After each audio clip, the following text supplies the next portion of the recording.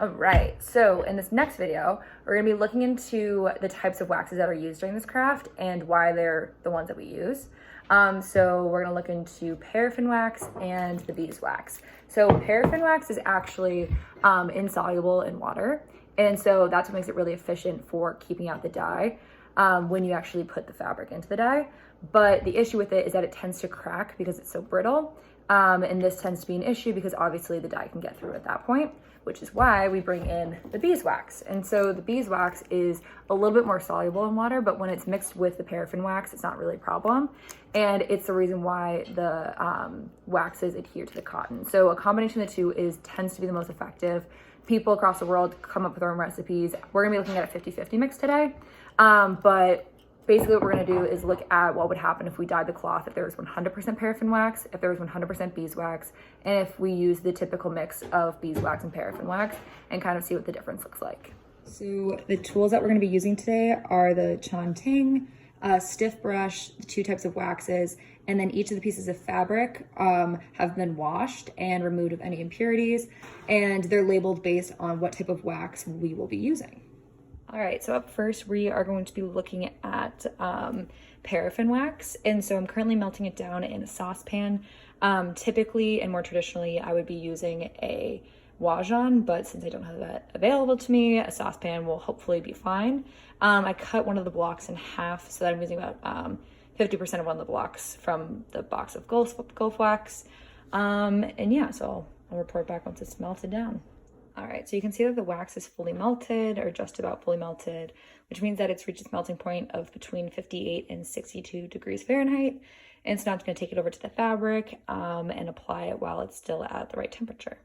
All right, so now that we have the wax melted, we're going to apply the 100% paraffin wax. So first we're gonna use the stiff brush. Just gonna dip it in here, and just kind of brush it onto the fabric. If you can see that on the video, just dip it in one more time. Just coat the fabric in the wax. So that's kind of a patch of the stiff brush paraffin wax. And then now we're gonna use the Chanteng. So bear with me, it's my first time using it. So we're gonna fill it up using this little hole right here and then have it come out of the spout at the end. So I'm just gonna kind of like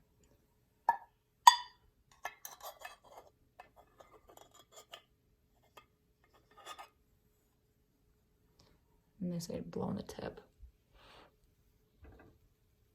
And then draw your designs.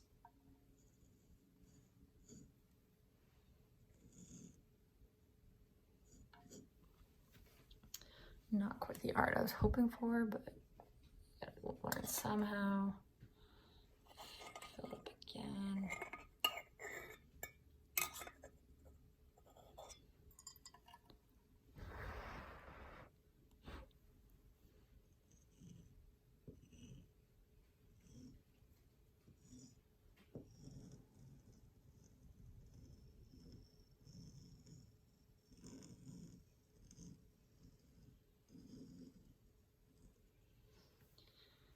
Interesting.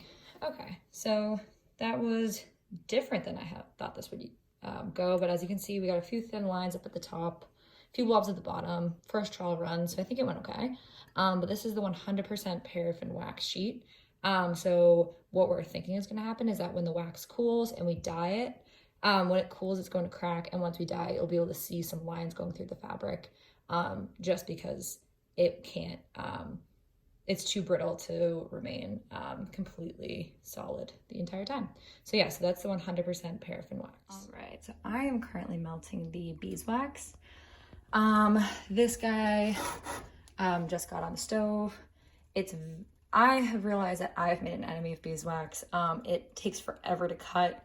It makes a lot of sense since it is more flexible, but cutting paraffin wax was significantly easier than cutting this guy. But yeah, so this is gonna be in here until it reaches its melting point, and then we're gonna kind of repeat what we did with the paraffin wax. This is what my current filming station looks like, and I'm balancing my phone on my roommate's standing desk. So this is how things are looking in a little makeshift lab. All right, so it looks like majority of the beeswax is melted, which means it has reached its melting point of about 60 degrees Celsius. So we're gonna take it over to the fabric and then paint it on and kind of see what the deal is going on with that. Something that I also thought was kind of funny is I just took the paraffin wax out of this guy and put it in here, and it hardens super, super quickly, which I find very funny. Yeah, so this guy's just about done, and that's that. Okay, so now we're doing the 100% beeswax one. It's kind of funny, it smells like amazing in here. It smells like honey because of the beeswax. So it's a very nice smell to have going on right now. So right now we're gonna use a stiff brush again, just like the paraffin wax. So just dip it in there, shake off the excess, brush it on, a little more.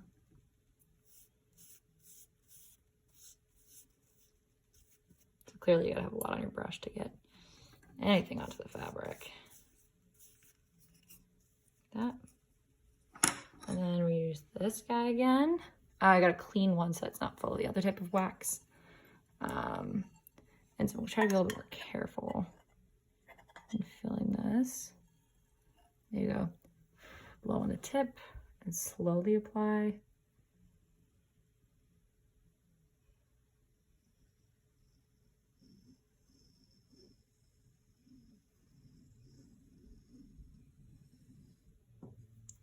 All right, so it's a little bit similar to the other design. Comes out really fast at first. Interestingly enough, kind of picking up on it, but yeah, so that's the 100% beeswax mix. As you can see, it's a little sticky.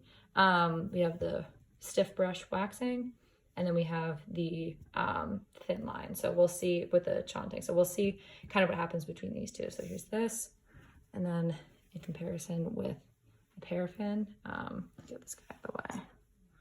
Right here. So this guy dries a little bit more yellow, this one's a little bit more clear. And then next up, we're gonna do the 50% beeswax and the 50% paraffin wax. All right, last one. So this is the mix of the beeswax and paraffin wax, and then it's just kind of the cotton sheet to go along with it.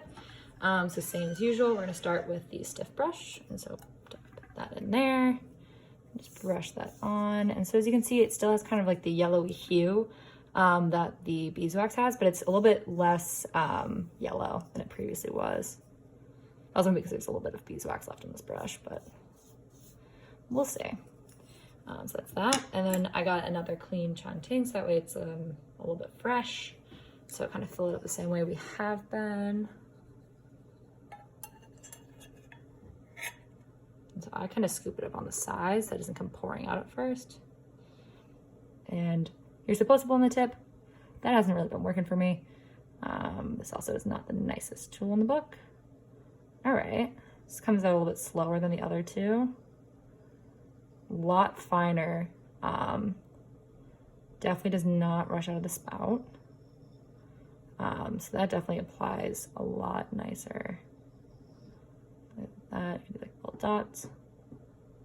Yeah, so I mean, it did not flow like this with the other types of wax. So if you look at this, this is the 50-50 mix. So just to give you a brief overview and reminder of what they look like right now with just the wax on them. Get this out of the way. So we have the original paraffin wax one where it came rushing out super, super quickly at first. It's really thin, it's hard to get it to remain kind of in a thin standard line. Then we have the 100% beeswax one. And it's pretty dark yellow color when it dries. Also kind of rushed out at the beginning, but not super consistent. But then what's interesting is if you look at this guy right here, the 50% beeswax, 50% paraffin, much more standard lines. You can put dots on here. It's a little bit thicker. It's raised off the page or off the paper. So just like with my finger, you can feel it. You can even see like the bumps right here. You can see the bumps and like these guys kind of raised off the fabric.